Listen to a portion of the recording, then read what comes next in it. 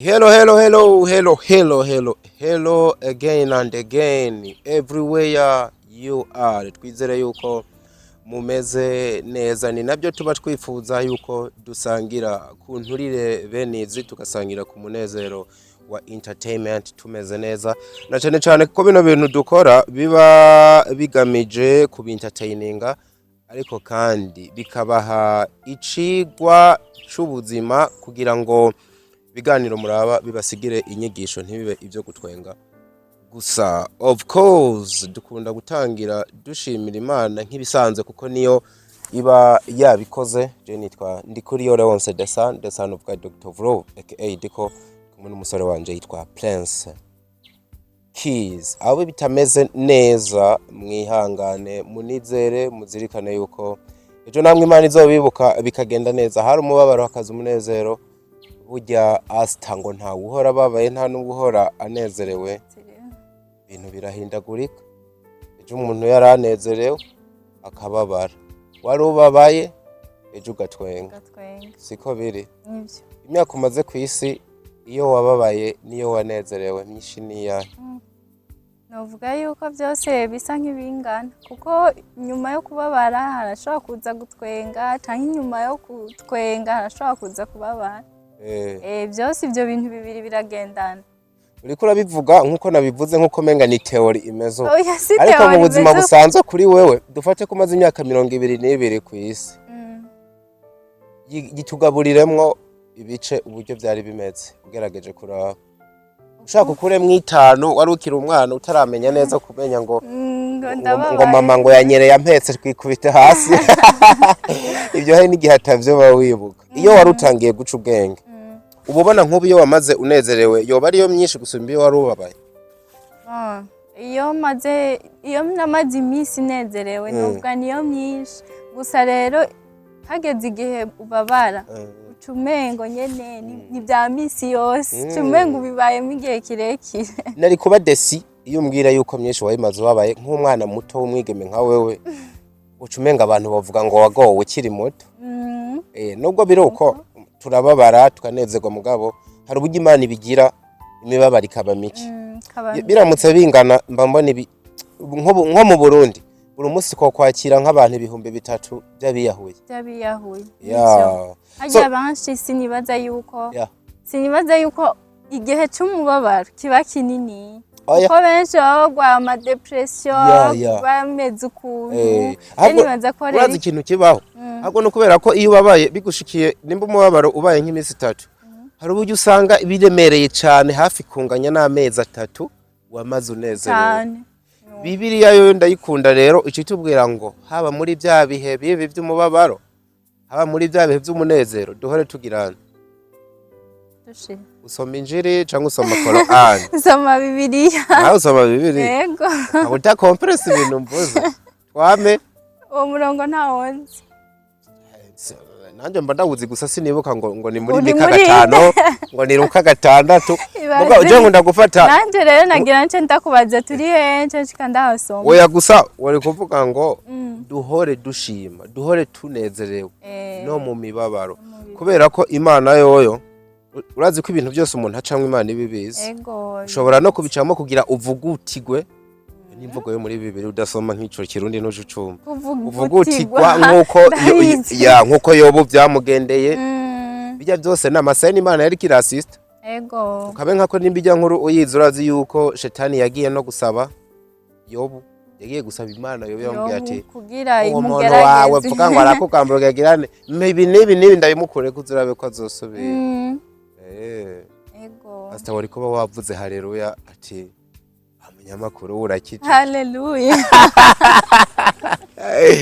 Ntabwo gukizwa ariko bigaragarira ku mirongo abantu baba baragiye. Bigaragarira ku mirongo, biragaragarira mu mutima w'umuntu. Ariko ngo akari ku mutima gasesekara he?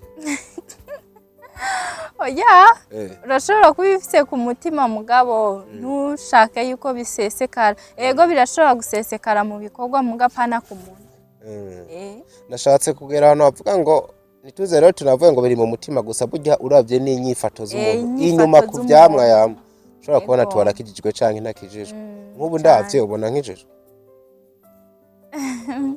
je ndakubona nk'uko umenga urakijije kubera ko nta kintu kibi ndakubonako rero ata kintu kibi ndakubonako jewe umva ko so ndakwakiriye natangwe ndavugisha menshi nibagira ariko ntavuye baza ngo turakubaza ngo ufata iki ariko kwakira umuntu twewe no kutuba twanamwakiriye ndakwakiriye wisange kuri fresh nibaza yuko ari ubwa mbere wiyumva gute murakoze cyane no kunyakira ngaha kuri Fresh TV je numva nezerewe kuko ni rya mbere nishoboye kuhashika ego iyo nezerewe ubigenza gute ushira induru ku munwa urarira emotions zawe zagufashe iyo nezerewe nkunda gutwenga uratwenga kandi natwenze ntumbwire ngo rero kutaratwenga navyo nabibonye muri kamere kawe umutwengagura kabisa so navuze izina ryawe bashobora kuba narivuze nabi canke sindarivuge ryose hajya mu buzima busanzwe witwa gute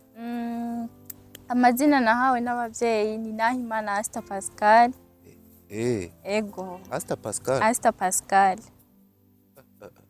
je wawe yarize ego bose barize arasomye ujya kugira ubona umwana w'umukobwa bise Pascal haba ari mwisigura ifadika y'ikintu runaka cyangwa ugasanga ni ikintu cy'umuryango gishingiye ku byo basomye cyangwa ku bindi bintu bashaka ko bitazira amazina ya papa wanje yose Nahimana Pascal nanje Nahimana ASTA Pascal uri umwana w'imfura oya numva papa wagukunda gose amwe guha amazina yiwe yose ravana n'impamvu okay ASTA Pascal okay niyo mazina yawe uzi ko nawe nibaza ngo ASTA nakazina kubuhizi bimwe bavuga ngo amazina y'ubustar benshi baravyibaza mugabo niryo zina ryanje kubanzi mu buzima busanzwe barabizi yuko bampamagara ASTA ego ku mashure hanshi aho nagiye ndiga hoho nk'abigisha bakunda kunyita Pascal uba wumva uri proud y'iryo zina ya Pascal ego sinigeze mvuga ngo ndaryanse ngo kubera ko benshi bakunda kumbwira ngo ni ry'abagabo ni ry'abahungu muga sinigeze nimva ko nojya oya narinze ati harageze igihe wumva woshwanira muzehe cyako muganga kino kizina wabaye papa oya nukuri ndakuze mba naragikuje ko nkavuga runo ruzina bampaye ifo ko rumva ko mugabo ndi proud nayo hajya wize ibiki muri supérieur nize hôtellerie ego niyo nize mubunaho ndiko nkurikirana n'ibijanye na informatique n'ubu tuvugana uri ku ishuri muri kaminuza ego wiga informatique irakubereye merci cyane benshi bakunda kuvuga ngo hôtellerie ari imbere iyo ndayibandanya yego ndamara nigufitinga gose sinovuga ngo gusumba informatique mugana nayo ishobora kuba ari mu bimwe bintu byari bikubereye byari bimbere wari kutayibandanije kandi nakantu kiswaga cy'kinyamuji kandi kagezweho ego kagezweho vraiment kandi twaranayikunda cyane hari ukuntu rero twiyamira muri ambiance zo kuja mu voyage zo kuja ahantu henshi tukabona amahoteli atandukanye mu Burundi kandi meza ayo nk'igihe wasanga biba bigoye yuko uja mu hoteli kanaka ikomakomeye mu Burundi ari we witwaye mugatwe twaronka accès yo kwinjira no mu mashambre muri ya hoteli za 5 étoiles mugabo rero kuvuga ngo ndayibandanije nukuri nace nsanga nagiye mu bindi wisanze wagiyeyo there is no reason wisanze yo nta mpamvu ifatika reason ihari hotelerie mu novuga mu makaminuza ntayihari mu Burundi ariko iyo ndonka nko hanze rumva nari kubibandanya kuko hanze ho birateye imbere cyane yeah for sure okay wow ni cyiza cyane kabisa biba byoshe ko mwabina bikorwa mvabwenge turonka mw'abantu baba bafise n'ubumenyi bw'ishuri nibaze ko ni bimwe mu bintu nawe ubwawe ushobora kuba wiyemerera ego urumva yuko biguhimbaye ego cyane hajya ASTA yavukiye hano muri kino kiyaya cy'Ubujumbura canke wamanutse kuze nka Freedom icyo kintu rero je kirakunda kuncanga kuko uvuze ngo navutse aha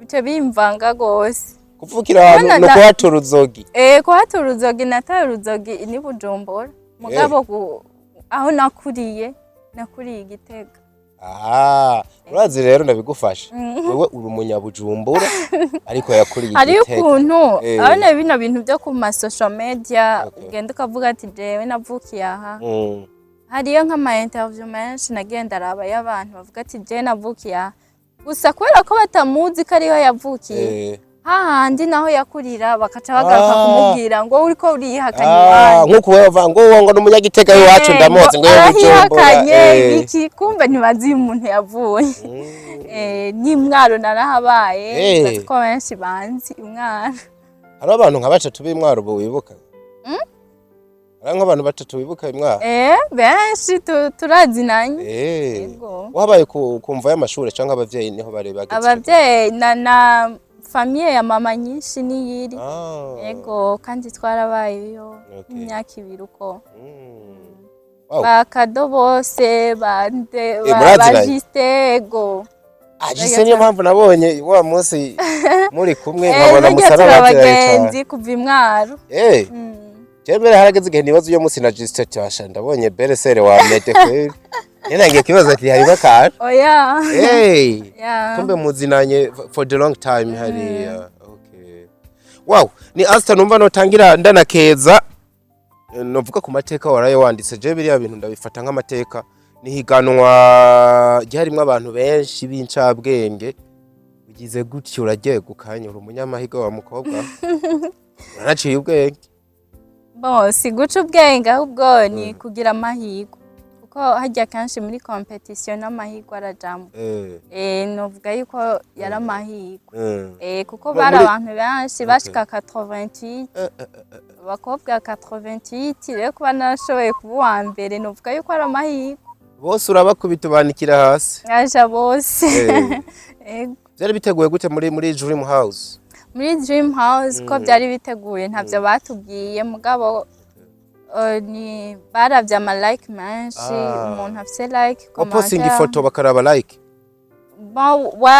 yari bari bamaze kuvuga yuko ari higanwa ryo gutsindira telefone rero yari mu ntumbero basigari higanwa Dream House yashizeho mu kwezi kw'abakenyezi kugira bashigikire umukobwa mu iterambere ryiwe cyane ku kintu kijanye na telefone kuko umuntu ashobora kwiteza imbere kuri telefone rero bari bashatse gushigikira umukobwa yatanga projet yiwe bakumva yuko ari projet yotuma atera imbere rero watanga projet na telefone ama bakabishira kuri page yabo ushoboye kugirirwa amahirwe agatogwa n'abantu benshi niwe yabo wa mbere rero nanje nkaba nashoboye kuba wa mbere barabakubise kabisa cyangwa nuko wari usanzwe unazwi n'ubundi mu bikorwa bya sinema sinomvuga ngo ndazwi cyane mugabo ndazwi mugabo hajya muri sinema naho abantu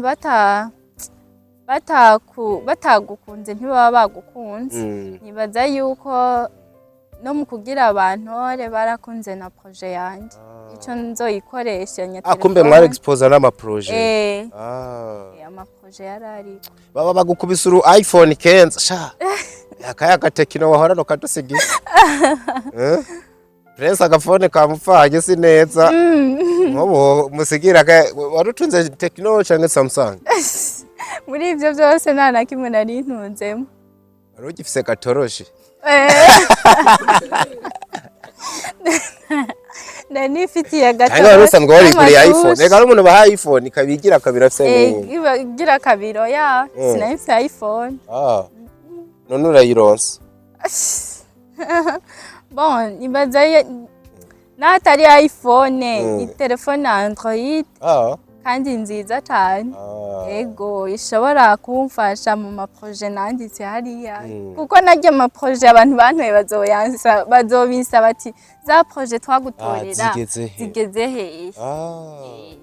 Nimba teri banga projet yawe imeze gute ushobora gukoresha telefone. Navuze yuko hamwe nsindiye iyo phone muri Dream House icyo yomfasha nk'umwigeme ashaka kwiteza imbere. Navuze yuko ndi muri domaine ya film. Ndavuga yuko yomfasha kuza ndafata amafoto ama video no ku posting ama link y'amafilme ndimwo hama ndavuga yuko yomfasha no mu byo ndiko ndiga kuko kenshi twebwe aba informaticien bibliothèque yacu cyane iri kuri internet for sure nizo projet novuga ko nagize nizere na ya page yawe nabonye yajwingiye nimba unayifise kwizoca iduka ego cyane ndayifise mu bantu bashobora kuba banegirija social media yawe cyane mbabarire kano kantu ndakavuga ayo urafise na page wowe ego ya Instagram page ndayifise ni ASTA official ego nenga karamaze kubinca mu maso karamaze kuguca mu maso nubwo utarakora hajya kuri like ndabizi oya je hajya nzohakora umunsi nzobambona wagize umwete buri munsi udukubita post je nkorana n'abanyamwete ncavuga tele kuno muntu ndayikinyuvu je simva kulikinga for nothing nako karangiye mu mutwe arabugiye mu mutwe ego nizere ko na kino kiganiro uza kugiheza baduhereje ibintu nabonye behind umuhungu yitwa Fridor ariko aranabidufashamwo bijanye n'amafoto baguhereza amafoto bame posting hamba Instagram ni ASTA Pisco kubera kuri IG wahise utabihuza neza no kuri FB ntibishobora gusamaza abantu bon je ikintu ca page ni gishasha gira kiramaze nka 4 mois ko ni kuvuga yuko Instagram nari ndayifise kuva kera ni kuvuga ruko rero iryo zina ryaje kuva kera naryumviriye kuva kera cyangwa kubihindura cyane hari wambadide ngo urashobora no kubihindura kuko amazina barayahindura namubwiye ati ko nzorihindura wambwiye ko nzorihindura nzorihindura kuko byose nshaka ko byitwa kumwe biranafasha na Twitter ni ASTA Pascal umva ko bidahuye no kuri IG ASTA Pisco bihuze uhitemwe kimwe bihure aga TikTok ntujayo ASTA official na TikTok urayifise wajuje bon ni bintu nari sanzwe mfise kera mugabo ntubishiremo ingufu maybe usanga atamwanya wari bwabironke umwanya ubuhari gusa ari ukuntu winjiye mu kintu uca ushaka no kutinjira impande zose novuga rero ko nshaka kwinjira impande zose ama réseaux sociaux kanshi abantu bakorera muri carrière ya filme barakenera réseaux sociaux cyane kandi zose zirashobora kubafasha rero nanje nico gituma nshaka kuzikuza zose wow ni ASTA turiko turayaga baba bavyumva je nakumenye one day naje muri muco bita BFN Burundi Film Academy nimba ntibeshe uri mu bantu baciye aho hantu barondera ubumenyi no kuri graduation yanyu niho narindi nk'umwe mu bantu byaboneka ko bashashaye ubumenyi kugira bakore kumbura ivyo bazi siyo target siyo goal ya mbere muba mufise ego cyane nyuma yo kuronka buriya bumenyi ariko je novuga ngo sinasubiye kukubona ku rugero runini ibikorwa vyawe uri kurabikorera he ASTA muri Burundi Film Academy novuga yuko nagiyeyo maze kuja muri solo nayigiye hajya bagiye kwiko bamaze gukina muri solo ego solo nayigiyemo muri saison ya kabiri nayo nibuka yuko yari hari za 2022 saison ya kabiri ego amugano bashaye muri season 2 saison ya kabiri kari mu episode hagufi okay kuko ndibuka ko yasohoye ama episode ya mbere nka 3 ya mbere iciramanzi rahagarara ni kuvuga yuko rero ivyo bya Burundi Film Academy niho byavuye nari maze kuja muri solo twaramaze kumenyana na Ribat hama mu nyuma yaho promotion ya mbere ya Burundi Film Academy yaratanguye iraheza je rero igituma nagiye yo kurondera y'ubumenyi umuntu yitwa Ribat yaranyispira cyane majambo yiwe yavuga ko ntakora akazi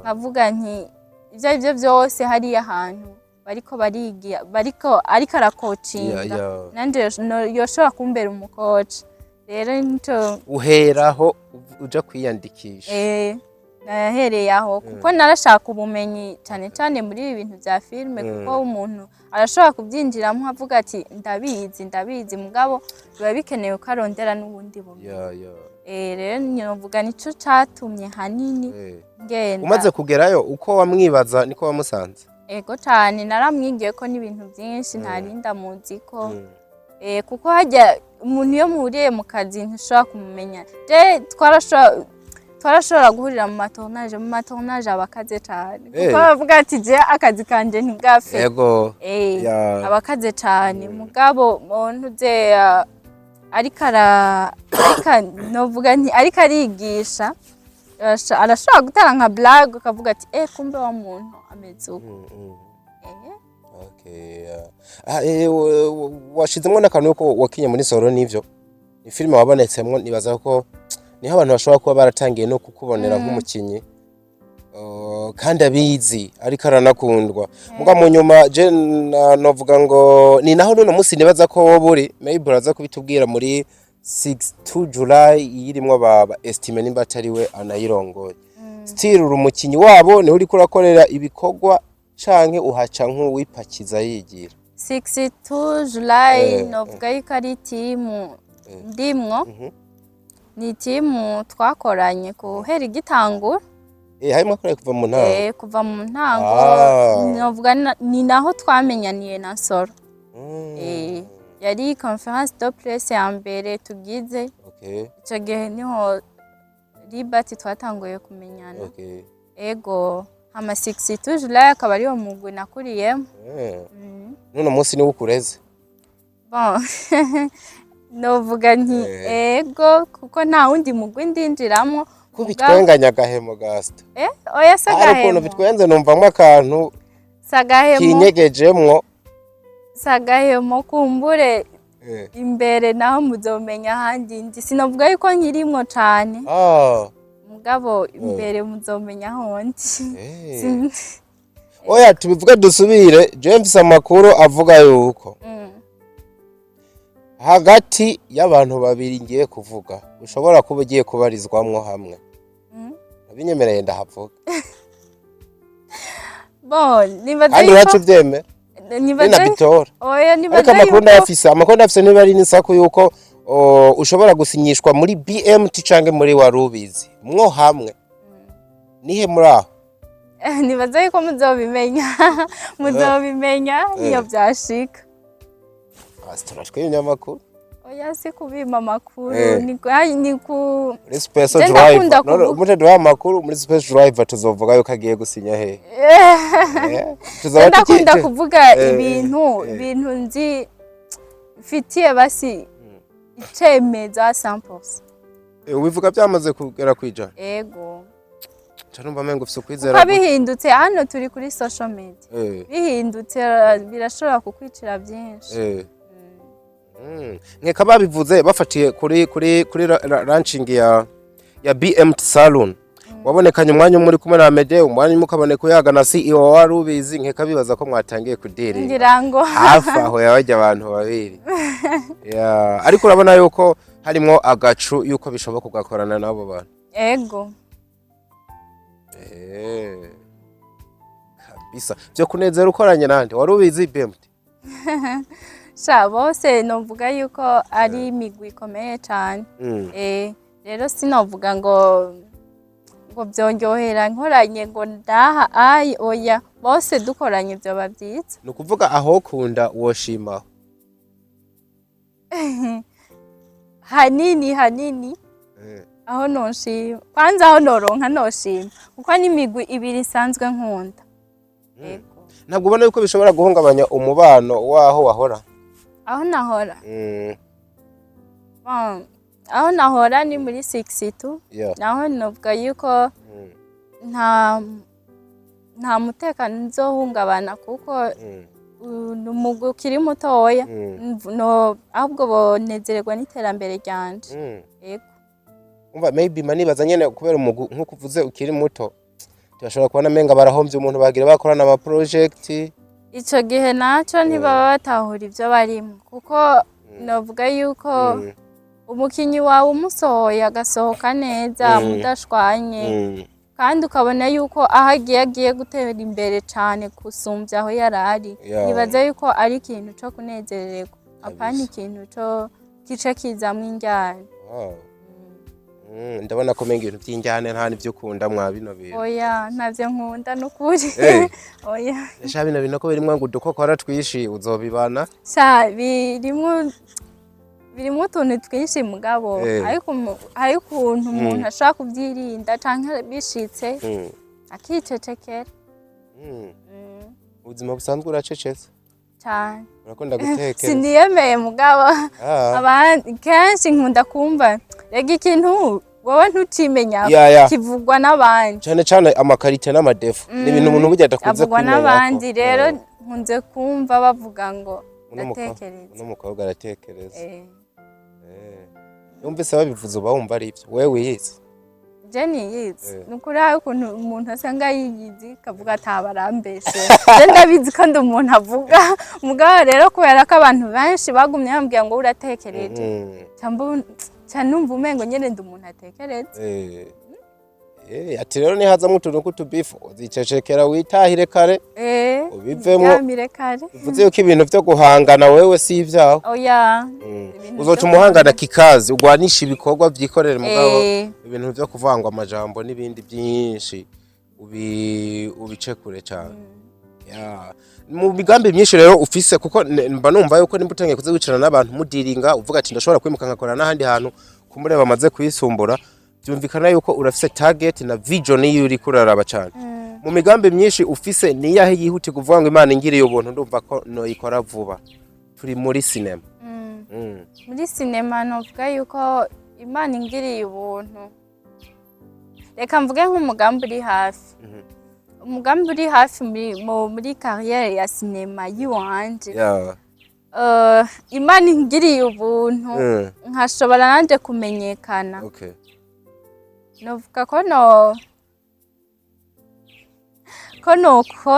nokora cyane. Sinovuga ati ibikorwa nzokora ni nibi ngaha mugabo ibikorwa byo ndi navyo. Ariko uvuze gukora cyane je nkasi ndavyumvise uzokora cyane gute? Nokora cyane mu bijanye na cinema nyene. Ugasohora amafilme menshi ugakina muri nyinshi ukaba umwanditsi ukadirecting. Nubwo jewe ntarasohora filme ngo ndabe abantu barayikunze kuko niho umenyera umwanditsi mwiza. Numva yuko jewe nshaka gukorera cyane ku kwandika. Kwandika.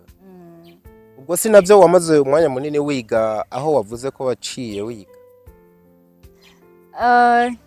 Oya sivyo hanini kenshi nakurikiranye gusa ego kwandika byari birimwo mugabo kwandika navyo ni barashobora kukwigisha kwandika kandi ugasanga wewe siyo mpano yawe. Gusa rero je nzomenye ko ariyo mpano yanje ndafise amantu menshi no kwandika gusa nzomenya yuko ariyo mpano yanje ntangoye kwandika nkabona yuko aba film ikunzwe. Kubera ko targetinga kwandika kwandika kenshi nibyo nkunda kuko muri filme hanini jewe ico nkunda ni histoire nziza. Kuvuga kwagitinga iki si cyane kuri wewe sibyo biza imbere gose. Ndavyo nyene biraza mugabo nabonye histoire nziza nkavuga dufate ndaguhe exemple nkajya amafilme y'abazungu. Turabizi ko bazi kwagitinga. Benshi muri bo barazi kwagitinga kandi amaimage abari mugabo hari nk'ifilme novuga iyi kweri ntayo nora kandi ari y'umuzungu ifite amaimage meza bakitinga neza gusa histoire nkabona yuko ti wapi ntayo nora. Akunda gakunze mise nyene ntahura yuko histoire kuravuga urumva ni nk'umutima wa film. Histoire ni umutima wa film kuko hajya niyo wagenda ugakora film ukavuga shaka urondera amakamera ameze gute uzane mwati urondera n'abakinyi beza gute bazwi bagize histoire atari nziza iyo film ntizokunda. Izoshobora no kurabwa n'abantu benshi kubera ko harimo ivyo vyamamare canke irimwe abantu bazwi bakunzwe cyane mugabo kuzoba ari kuryohera amaso burya ntizinjira mu mitima y'abantu ayo filime usanga yarakwinjiyemo je nahora ndabiraba mbuze nk'aka episode kamwe ku munsi ntararata amahoro mfise kubera filime waba wakunze yaba yanyigenda nkavuga nshaka kuraba suite cyo nico bita histoire kabisa nyene bifadika imwe kwega umuntu cyane nizere nawe rero yuko ni wandika film uzodukubita zifise mwene izo histoire filime ASTA yanditse uraye utanayiravye yasohotse aho je niho mvuga nti niho nzomenyera talayi wanje kuko nta filime ndandika ngo nk'umuntu ndabe yuko arabe sigura yuko ni nk'ibintu ucipimamwo urabibona neza nihe umaze kwibona kugera ubu muri film muri filime ico umaze gukora ukabona ati kino ndabona ko ndakizi navuga yuko ndiko ndaza buke acting sinzi ko umaze kuraba ukuntu na actinga amatinda yawe ndamaze kuyabona muguru umva kubera je ntari umuhinga w'ibyo bintu utari umuhinga sinshobora kumenya ngo you the best or not navuga yuko muri acting ndiko ndagerageza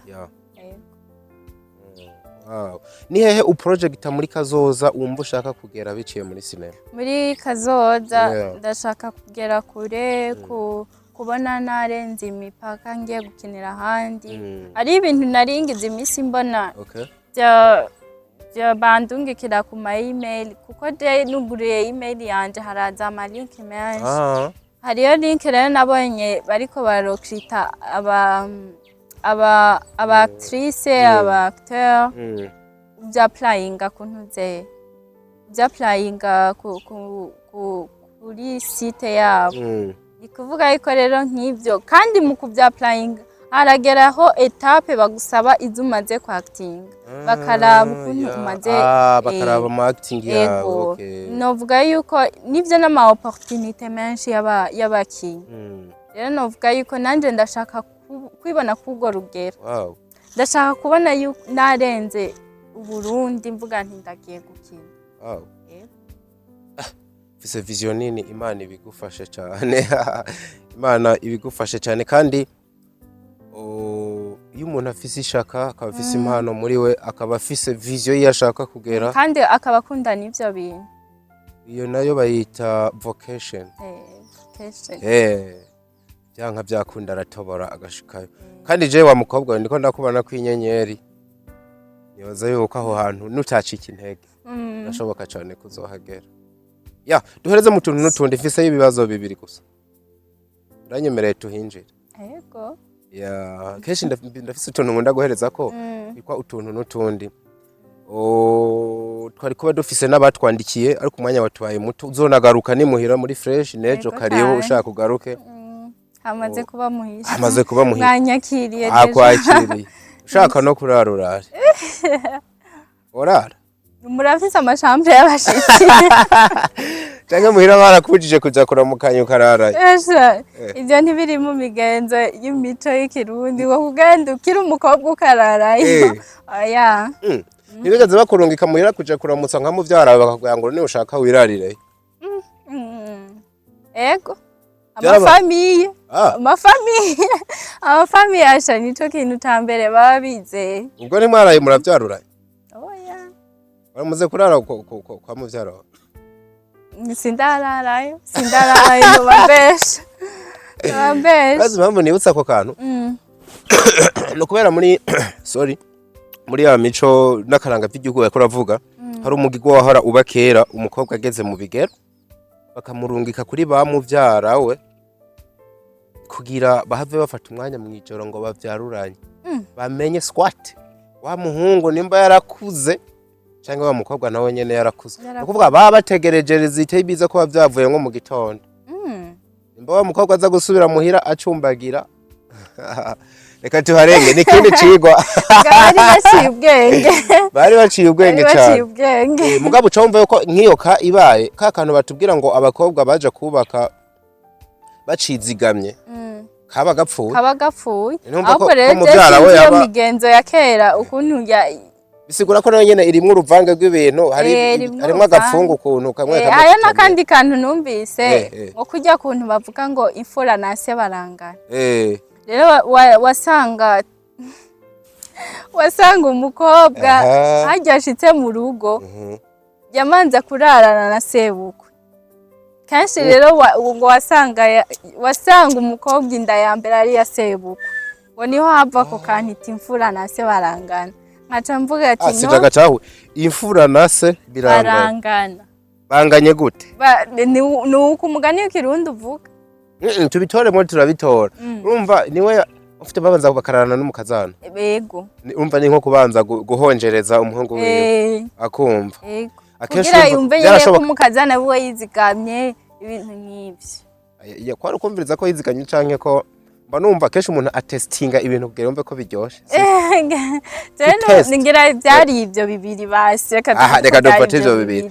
Sasa muri kwa guhonja urumva ko hari gihe kagwamwo hakavamwo ikiremwa indika birabonetse. Yego. Umwana w'imfura azovuka navyumvise ahubwo. Nukuvuga wa mwana w'imfura avutse.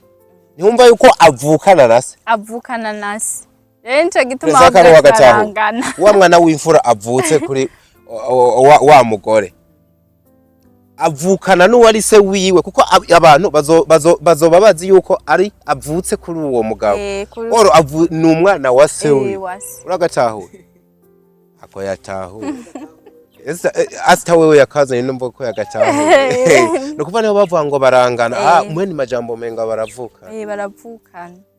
Atari cyane. Twigire mu tuntu n'utundisije nkubwiye ngo uvuge ibyingo n'imiryango. Uvuze ibyingo n'imiryango ukavuga kahise hacazamo akantu kitwa urukundo. Uramaze gukundana? Yego ndamaze gukundana. Aho hose naho nshaka kutugera cyane.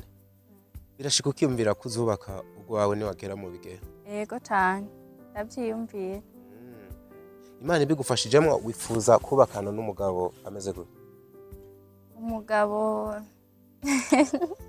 cyari aga TikTok nashize ko batambye ati karamacingana ni naje ukomeze. Basi karaga TikTok kavuga nako umugore wo mu Rwanda umupasteur hakundanye me ko kwiterera blague yari karavuga ati ni minyone ninde? Nundi mugore ariko aravuga ati niyo wagenda ugiye gusaba umugabo ntuzucishe ku ruhande uze mvuga umugabo wipfuye. Ni nkanje yawe nipfujije umugabo andutaho gatoyi wewe wewe aracavuga okay andutaho gatoyi yirabura kuko inzobe ndayifitiye kabisa.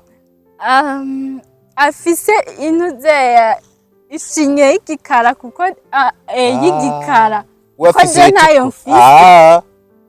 Magize afise uburanga ku buryo tugendana abantu bakavuga ati ego rero nanje ca ndagasubiramo. We nawe wagasubiyemo. Baca bambwira ngo ivyo uvuze ngumengo ni wewe kuko bica biza kumera nk'uko wewe umeze. Bica bimacingana nk'uko wewe umeze. Rero gusa nuko bimeze mugabo sinovuga kuntuze apparence physique gusa. Kuri physique ho nuko muhuriza ko nuriya mu pasteur kazi. Bon ndakunda abantu barebare anduta. Bana barebare kuko arashobora kuba anduta mu gatari muremure. Oya umuntu warinza kuruta bari muremure. Abari muremure. Wowe uransumba. Jewe? Shado hapa tubirabateje ikiganiro. Namba ndagusumba. Uri muremure. Oya ntabwo nza kwirwa muremure. Ndagereranije atoka. Nuko biba bimeze. Ansumba. Hama. Irabura. Gusa tirabura go ego ari yirabura ni bon. Nutirabura gose ni bon. Tubiri twompi niko bimeze. Hama. Ego novuga gusa tonze cyane sinkunda abahungu bonze gose kuko ayo umuntu ushaka kuvuga ati imana yanje umuntu aronse. Ego kama ati umuntu n'umuyaga ugorowe hosha wa mukuru. Ego ndi kuvuga iko je nkunda kumushaka nko mu bantu mengo nta magara baba bafise. Simvuga ndi konda nyene konda biri normal. Amuntu usanga arengete. Uvukene wa muntu no kuguterura yo guterura.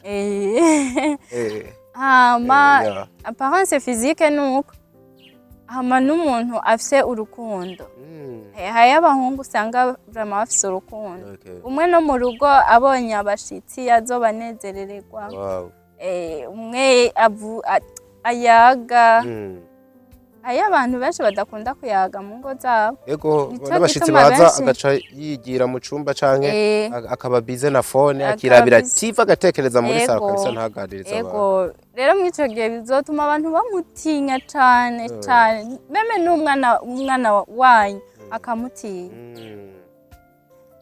novuga rero ko ari uko afise urukundo yimereye neza ashobora gutahura ibintu yego ubu ni wose w'umwana wawe umwe uzovyara oya uzogeza kuri bucumi oya nukuri muhira ntituri 10 jewe mvuka mu muryango w'abana bane nawe ugaca ubyara 10 nkaca mbyara 10 mu gihe iterambere riza ahubwo menga tubasubiza hasi tuja hasi cyane naho wumva ukoze amateka mu muryango abandi noba ndawukoze noba ndawaguye gose uwo bataguye noba ndawaguye uwo bataguye woho wobu waguye atari uwo mugabo nyene uprojecta uramutse umurose akakubwira ngo madamu mugore mwiza nkunda vyose nzokubera umugabo mwiza umwe wasavye Imana ariko ikintu cirwa sinema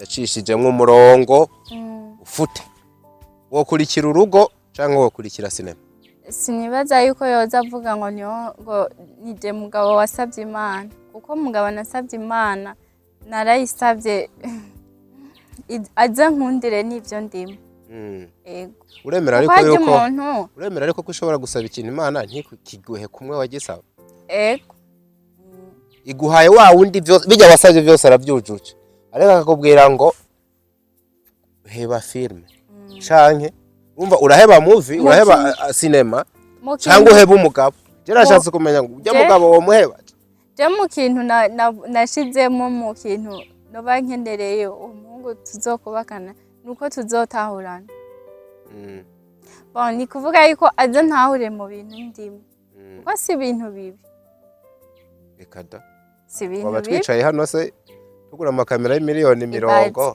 ibaze oya turi mu bintu bibi kandi tuvyameze neza ko film ishobora ahubwo irimwo mu bintu byo kwiteza imbere none gute yonyankira ku secteur ya cinema irarenze cyane nko mu bihugu byateye imbereho nka Amerika nico kintu ca mbere unateye ahubwo kandi irimwe amahera gusumbya umuziki movie irimwe amahera gusumbya umuziki ahandi simvuza mu Burundi ntibace baza kuntera ibyatsi mu Barundi ngo ngaha amafaranga ari yatangiye kuza amahera yatanguye kuza amafaranga arimwe mugabo mvuze nagize comparaison ya music na movie ni kuvuga yuko rero Jesse nibaza yuko yocanyankira ibintu kandi ari byansanzemo no kuvuga ngo aramutsa vyanse rero erega haro situation utari kurashaka kwinjiramo ngo uyivive aramutsa vyanse wewe uramureka cyangwa urareka cinema no laba rezo birimwe ivyo bintu bonye ni arashobora kuba ari kavuga ukuri reka ndamwubahiriza canke nkaraba ati nogira comparaison muri uyo mwanya sino muri uno mwanya ntiwumva inyishu oya muri uyu mwanya sinumva inyishu kuko sinovuga ngo ndafise inyishu kandi bitaramba kuburya hari ikintu utorera inyishu kimaze kukubako yego wa mukobwa ibi bintu cyo numvise cyo urabikunda cyane umugabo azobikwicira ko aramutse atabyumva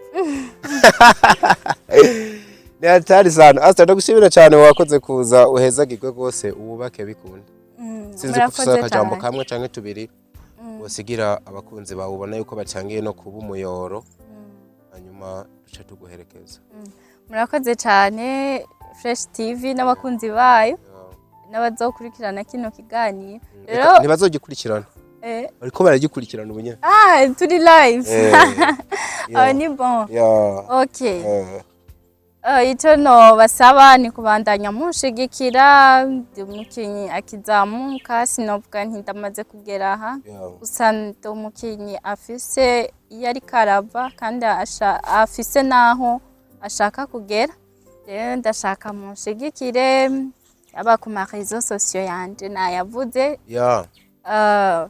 page ya Facebook nitwa ASTA official mugende munshigikire no kuri Instagram nitwa ASTA Pisco hamwe na Twitter nitwa ASTA Pascal na TikTok ni ASTA official ego aho se ngende munshigikire. Wow, bagushigikire ariko ndisabiye ngo tuzongere guhura imbuga zawe zitwa ASTA official zose kuko byaba canzegeja umwe mu kugenda kuri naje bwanje byancanze umwe mu kugenda kuri yaje azoca manza aza kurikirana kino kiganiro avuga amanza gire nzeye acagenda kuri yaje afate yandike ASTA Pisco ambonye acagaruka kuri YouTube akirabe acagenda kuri Twitter mumbabarire abantu banje ngiye kubihindura vuba bizaba wow kabisa wari umunezero kukwakira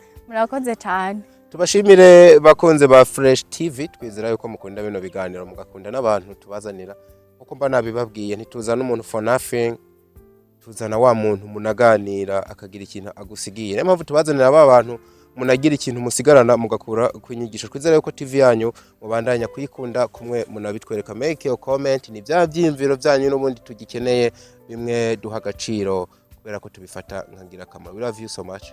Hasta la vista.